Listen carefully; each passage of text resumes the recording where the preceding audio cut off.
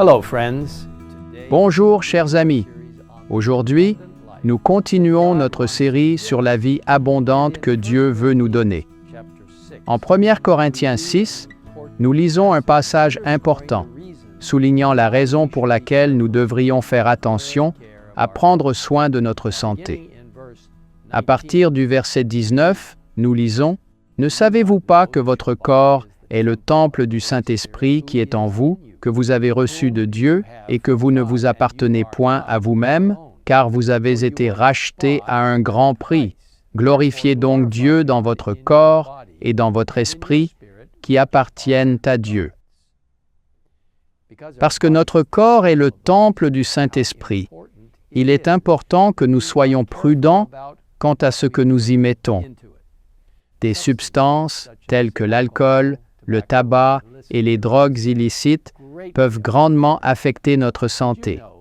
Saviez-vous que des études récentes ont montré qu'aucune quantité d'alcool n'est sans danger à consommer? De plus, l'alcool augmente considérablement le risque de nombreuses maladies graves, y compris de nombreux types de cancers, sein, foie, côlon et bien d'autres. Il contribue également aux maladies cardiaques, aux AVC, à l'épilepsie, à la démence et bien plus encore. Il y a une raison pour laquelle la Bible dit « Le vin est moqueur, les boissons fortes sont tumultueuses, quiconque en fait excès n'est pas sage. » Le tabac est également une substance mortelle, et encore plus parce que ses effets ne sont souvent pas immédiatement visibles. Il y a plus de 100 ans, inspiré, Ellen White a écrit ce que la science a confirmé à plusieurs reprises. Le tabac est un poison lent, insidieux, mais très nuisible. Sous quelque forme qu'on l'emploie, il ébranle la Constitution. Il est d'autant plus dangereux que ses effets sont lents et tout d'abord à peine perceptibles. Il excite, puis paralyse les nerfs, affaiblit le cerveau et obscurcit la pensée.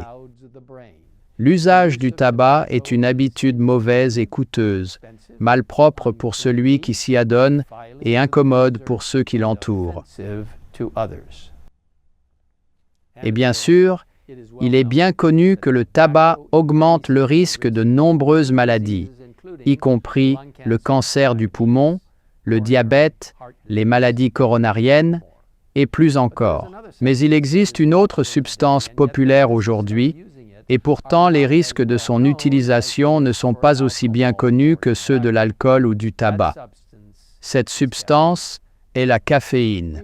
Nous lisons dans le ministère de la guérison que le thé caféiné est un stimulant et produit même un certain degré d'ivresse.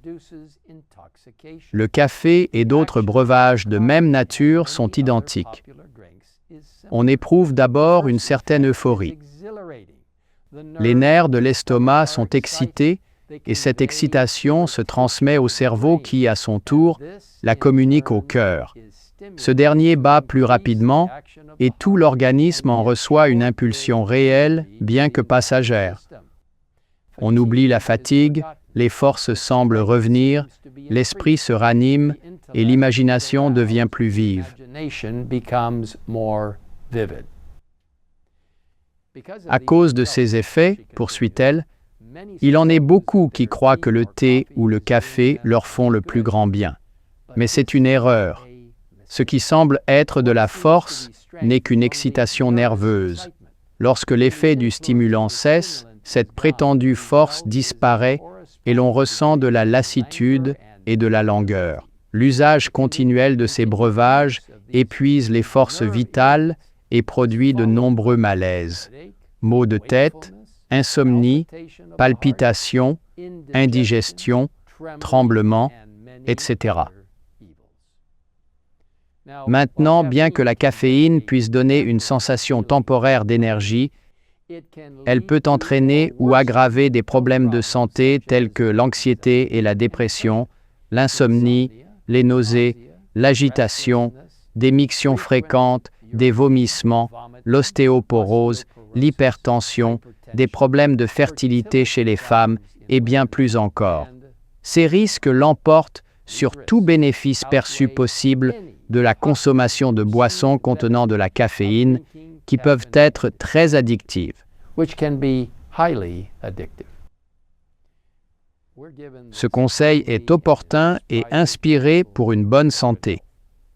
La seule attitude qui convienne en ce qui concerne le café, le tabac et les boissons alcoolisées est celle qui est résumée par ces paroles « Ne prends pas, ne touche pas, ne goûte pas ». Si vous ou une de vos connaissances lutte contre l'une de ces dépendances, je vous encourage à parler avec le pasteur de votre église adventiste locale qui peut vous orienter vers des ressources utiles. Ce que nous mettons dans notre corps a un effet profond sur notre santé physique, mentale et spirituelle, et chaque pas que nous faisons dans la bonne direction est positif. En 3 Jean, verset 2, il n'y a qu'un seul chapitre en 3 Jean. Au 2e verset, la parole de Dieu nous rappelle qu'il veut que nous prospérions à tous égards et soyons en bonne santé, comme prospère l'état de notre âme. Et lorsque nous abandonnons notre volonté à Dieu, il peut nous aider à surmonter n'importe quelle habitude qui nous empêche de profiter d'une vie abondante en lui. Je vous invite à prier avec moi. Père céleste, merci de nous avoir créés. Merci de nous rappeler et de nous dire que notre corps est le temple du Saint-Esprit. Aide-nous à être très prudents quant à ce que nous y mettons. Nous connaissons les effets néfastes qui peuvent nuire à notre interaction avec les autres et à notre propre vie si nous mettons de mauvaises choses dans notre corps, ce magnifique mécanisme que tu as créé. Alors Seigneur, garde-nous purs et sains et aide-nous à nous concentrer sur une consommation saine afin d'obtenir de bons résultats. Bénis ceux qui pourraient lutter contre une dépendance. Aide-les à rester persévérants afin qu'ils améliorent leur qualité de vie en te gardant à l'esprit et en se concentrant sur le fait de vivre une vie positive, heureuse et saine. Au nom de Jésus, nous te le demandons. Amen. In Jesus' name we ask it. Amen.